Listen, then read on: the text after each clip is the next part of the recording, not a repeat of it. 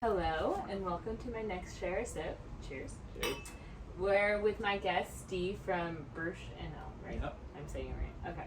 We are actually going to be sipping on some wine from San Carlos, which is my first time having wine from San Carlos. It's called Flying Suitcase. It's a red blend, and they're pretty new, like 2013, I think, when they were established. Only 100 cases produced. Wow. All right, so Steve is a woodworker. Yeah. That's right? Yeah. Okay. So we'll talk a little bit about that and then the wine and show you some pieces he's made.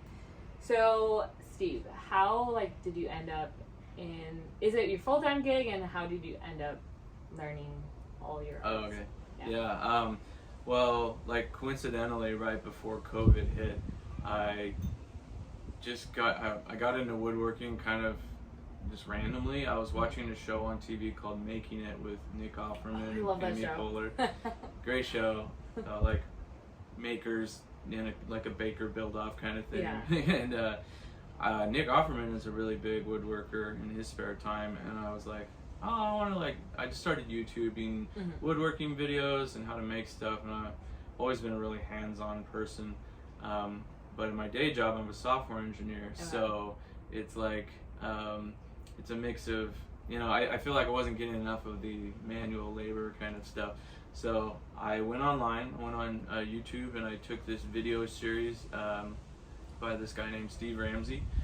He's called The Weekend Woodworker, and I saw a few of his videos, and then I found out he had this video course, and I took that, and I learned a lot of the basics, and they take you through gradually more complex projects. And then I kind of just started spinning off and doing my own thing. I got really into doing resin and live edge wood kind of work, like those tables you see with the rivers down the middle and everything.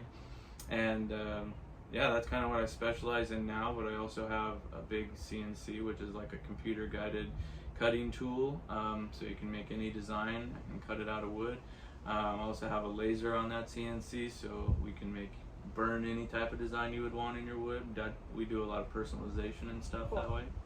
So yeah. So you haven't really been doing it that long? No, only about a year and a half. So okay. Not too long. Cool.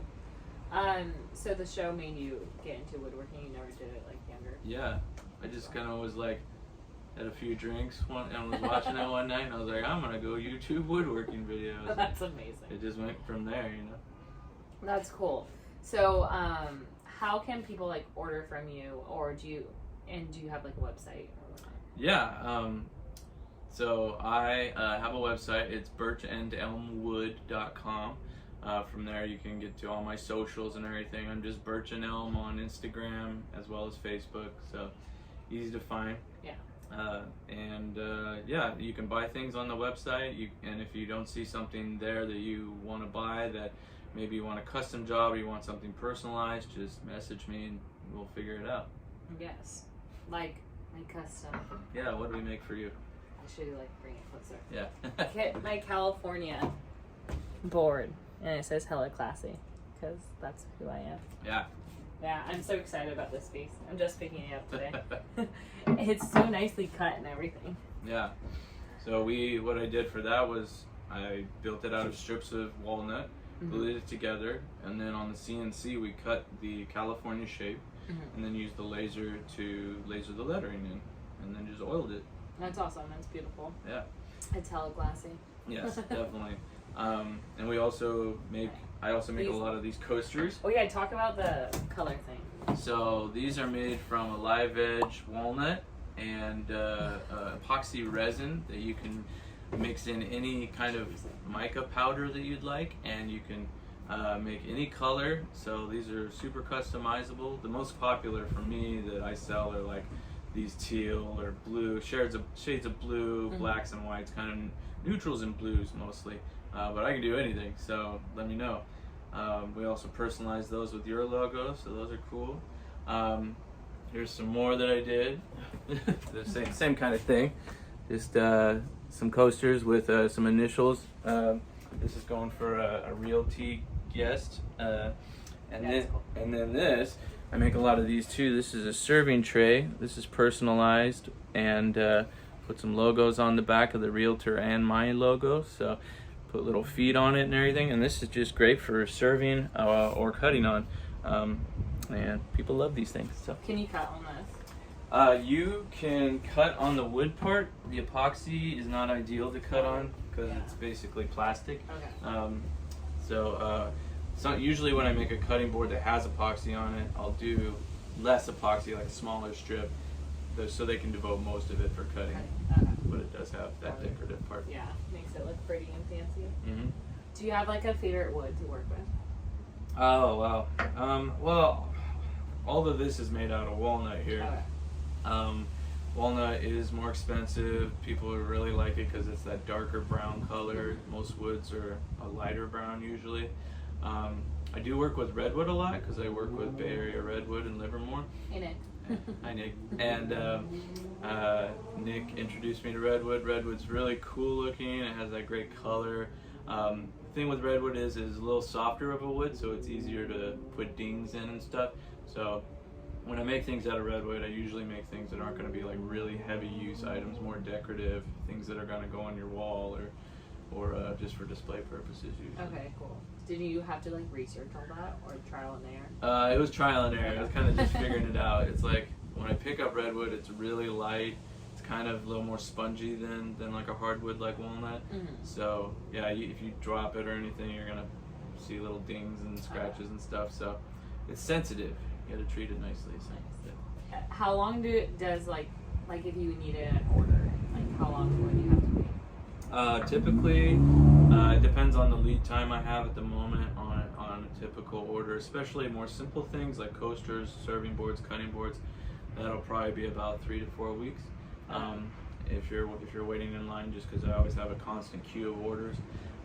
If it's a bigger project like dining table, it's resin river, that's probably going to be more like 2 or 3 months, just because it's a lot of labor and you have to source all the materials. I just have like stock on hand for the wood. They're smaller pieces, but if I'm doing a larger table, I need to order a big slab from like across the country. It takes time to get it. I usually have to buy more resin. Just it's a little more involved, but and shipping it is usually much more complicated. You have to crate it up and I was gonna ask, do you ship a lot? Yeah, I do. I would say about at least half my stuff is local, just people pick up and stuff like that. Friends, family, friends of friends, stuff like that. But I also ship, do UPS most of the time, or USPS. Yeah. And keeps it pretty affordable. That's awesome. And where are it's Newark? I'm in Union City. Union City. Yeah. It's like where they all come from. Yeah. Yeah, so if you are local and want to pick up, there's some cool little things you can make. And so anything you want to talk specific on the wood? Or do you have plans for the future? Oh yeah. Well, plans are I'm just constantly expanding. I'm reinvesting into the business all the time, taking the money that I make from this. Still very much in the red with buying all the equipment and everything, but I'm making more revenue every year basically. Even though this is year number 2, so I'm doing better. That's pretty cool. Better than year 1, getting bigger jobs, and so I just invested in a big CNC that's 4 by 8 feet. That's coming in August, so I'll be able to do much larger jobs, big tables. That was like a $13,000 piece of machinery, so that was an investment, but I know it'll pay for itself over time. Nice. And I'm pretty good on equipment now after that, and then I'll be able to have more profit. Awesome. Yeah, because I feel like the first year is probably your hardest year. Yeah. Because that's the year you're basically not making money because you have to to like make yourself known. Yeah, it is. It's a lot of just word of mouth, getting your name out there, forming relationships, connecting with other business owners, and it's a mix of like business to business work as well as direct to consumer selling. I work with a lot of realtors, so if you're a realtor, let me know. I'll hook you up with some closing gifts. And those are great because it's just repeat. They always have houses closing. They always need closing gifts for their especially right buyers. now. Yeah. The market's crazy. Market's crazy. Yeah.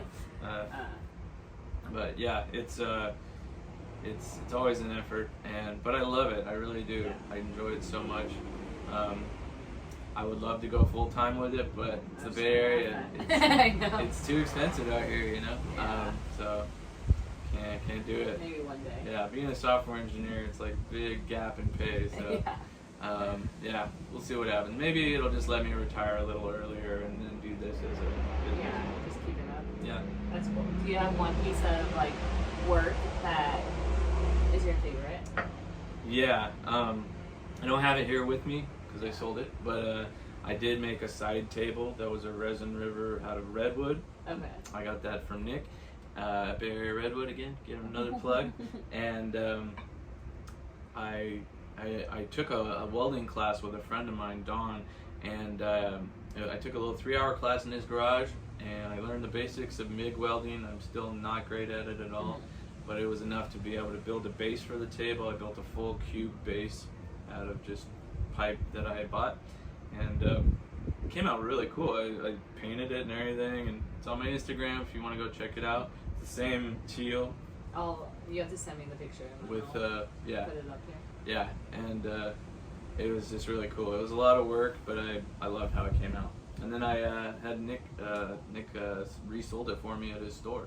So, oh, that's awesome. Yeah. His store is awesome too. Yeah. That's pretty cool. Yeah, go to the Bishop Ranch, Bay Area Redwood in San Ramon. When you're over there, there's a million shops that you can make money out of It's a very bougie shopping area. Yeah. Good place It's hella to be. classy. Hella class.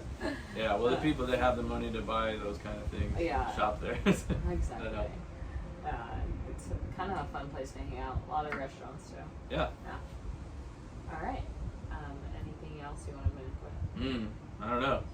Go like, subscribe, follow, all those good things. Yeah. So what social do you have? You have Instagram, Facebook? Instagram and Facebook are my primary channels. I'm thinking about TikTok, but I'm an old guy. I'm like 39. Or you could do reels on Instagram. Yeah. That's really hard though. Oh yeah, I gotta figure it out. Yeah, I know. But I have a lot of younger people who have been telling me like the whole process of making resin would be pretty cool and to watch. pretty Or successful. like when you like pour the oil on the thing. Yeah, like yeah. people like to watch those videos. It's so satisfying. Yeah. Kind of thing. Yeah. So. Or you like even I hear YouTube's pretty popular now. Oh yeah.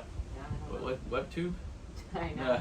Yeah. That's what someone told me. Yeah. I have one and you're watching on it. But I like attention. I like making videos. I hate video editing though. oh yeah, I know. That's the worst part about shares. So far I haven't got it. Reels sometimes are like easy because you could do like short videos throughout and then just put it together. Yeah. And, like because it's That's what only I like wanna do. 30, 60 seconds. Yeah. So just to the point. All right. Maybe I'll start there. Yeah. And then you can put cool music and make it fun. Ooh, some Bruno Mars with some resin pouring. Yeah. There you go. Winner. All right. So make sure you follow along with him because he makes awesome stuff. If you have any requests, he more than likely could do it. Yeah. So I would hit him up. And Bay Area, and he ships. Do you have Etsy? Did I ask? Oh, I do have an Etsy. Okay. Yeah. He does have an Etsy shop as well. But don't buy through Etsy, honestly. I use that for random people to find me, just because there's so many people there shopping already. But the fees and everything, I can make it cheaper for you if you just hit me up directly. I like your honesty. Yeah. I like that one-on-one communication. It's a little more work, but I like collaborating on things with people. And then you get to know your customer a little bit. Yeah, I like that relationship aspect. Especially when you're making a custom piece for them. Yeah. Okay, cool. So make sure you follow along. And now let's talk a little bit about the wine. Mm-hmm. So San Carlos wine, did you even know there was wine there? I did not. And fun fact, there's more than just this. Mm-hmm. There's actually a lot of tasting rooms. So, yes. So there was only 100 cases produced, and I could have sworn I saw the year on here. Maybe it's wrong. Maybe I looked it up.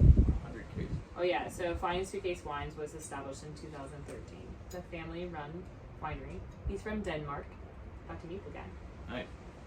Yeah, so this is 14.3% alcohol, Woohoo! which is pretty higher. What's the standard for wine? It's 11 through 15% average. Nice. Yeah. And what kind of wine do you usually go for? So I always do Cabernet Sauvignon, and I believe that's why this guy gifted it to me, because it's a blend of Cab Sauv and Syrah.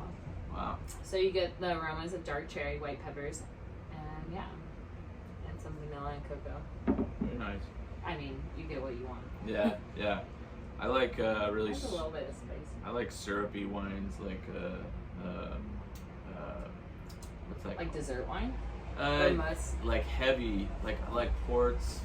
And, Oh, weird. And like should have brought one. there was one that I had from Visa Tui recently. It's like a really thick one. Oh, they have a dessert wine. Just like a caramel kind of thing. Okay.